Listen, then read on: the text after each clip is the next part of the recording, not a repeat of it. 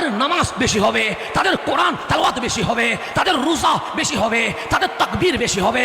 কিন্তু শুনে রেখো, আমি রাসূল বলে গেলাম, ধনুক থেকে তীর যেভাবে বের হয়ে যায়, তাদের কলব থেকে ঈমান বের হয়ে গেছে। দাড়ি দেখলে মুমিন মনে করিও না, টুপি দেখলে মুমিন মনে করিও না, নামাজ রোজা হজ যাকাত দেখলে মুমিন মনে করিও না। আগে দেখো বুকে নবী আছে কিনা। আমার রাসূল বলছে, নামাজ বেশি দেখলে মুমিন মনে করিও না, সিয়াম বেশি দেখলে মুমিন মনে করিও না, কোরআন তেলাওয়াত বেশি দেখলে মুমিন মনে করিও না। কেন? আমি রাসূল নবুয়তের জিহ্বা দিয়ে বলে গেলাম, ধনুক থেকে তীর যেমনি বের হয়ে যায়, তাদের কলব থেকে ঈমান বের হয়ে গেছে। হুম কিলাবুন নার, তারা জাহান্নামের কুকুরে পরিণত হয়ে গেছে। সেই কারণে কেউ যদি আপনার সামনে ইসলাম বলে, বিশ্বাস করিয়েন না।